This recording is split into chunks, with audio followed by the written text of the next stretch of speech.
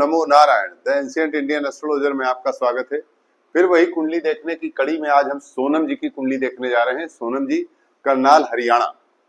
सोनम जी ने प्रश्न किया है, क्या वो एक सफल ज्योतिषी बन सकती हैं? सोनम जी का बड़ा ही बेहतरीन प्रश्न है। अब इनका उत्तर भी मैं देता हूं। पहले इनकी कुंडली का विश्लेषण करूंगा।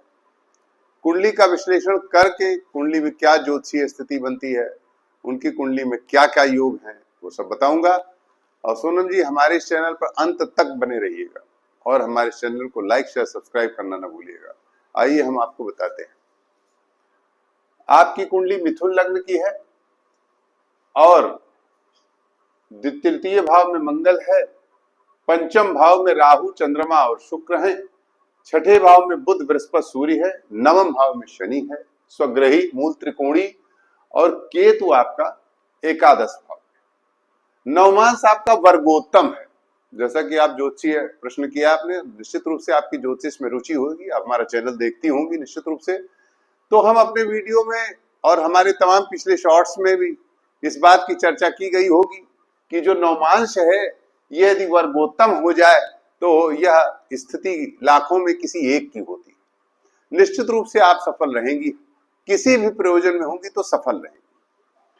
अब मिथुन लग्न का नवमांश है और दशमेश बृहस्पति जो कार्य का प्रतीक है वो सूर्य के घर में गया।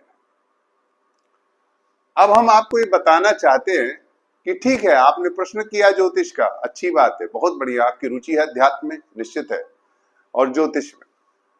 आपको मैं उत्तर दे रहा हूं कि ज्योतिष होने के लिए क्या क्या स्थितियां होनी चाहिए।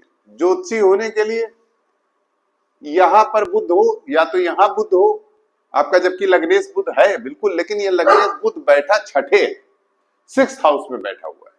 तो या तो यहां बुध हो या यहां बुध हो या पंचम भाव में बुध हो, द्वितीय पंचम, लग्न द्वितीय और पंचम, या एकादश भाव में बुध हो तो, और केंद्र में कहीं बृहस्पति हो या त्रिकोण में बृहस्पति हो, तो निश्चित रूप से अच्छा योग होता है ज्योतिषी बनने के लिए।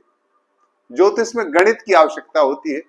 बुध गणित और बृहस्पति फलित का कारक होता है, परंतु उसके साथ एक और विद्या है ज्योतिष के साथ जुड़ी हुई, तंत्र। तो सोनम जी आपको मैं बताना चाहता हूं कि जो स्थिति स्वामी रामकृष्ण परमहंस जी की कुंडली में थी कि उनके नवम भाव में शनि तुला का था, तो परम वैराग्य की अवस्था को प्राप्त हुई और सफल तांत्रिक थे। उन्होंने तंत्र की समस्त साधनाएं, उन्होंने तंत्र की समस्त साधनाएं सिद्ध की थी और उनको सिद्ध कराने वाली जो माँ थी अघोरी, वो उनको मिली और उन्होंने उनको समस्त तंत्र की साधनाएं सिद्ध कराई। इस प्रकार से आपकी तंत्र में बहुत अच्छी स्थिति है। क्योंकि नवम भाव में स्वग्रही शनि बैठा हुआ है, यह तंत्र में बहुत ऊंची स्थिति सिद्ध करने में मदद करता है। ये मैंने लिख दिया। तंत्र आध्यात्मिकता तांत्रिक साधनाएं स्वतः सिद्ध होती है। ऐसा जातक या जातिका पिछले जन्म से ही अध्यात्म और तंत्र और आदि में बहुत अच्छी स्थिति प्राप्त किए होता है। अब देवी की आराधना, चूंकि जय इष्ट का निर्धारण पंचम, नवम और एकादश भाव से किया जाता है।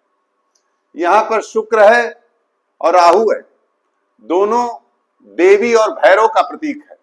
नवम भाव में शनि है, सीधे काली का प्रतीक, मां काली का प्रतीक।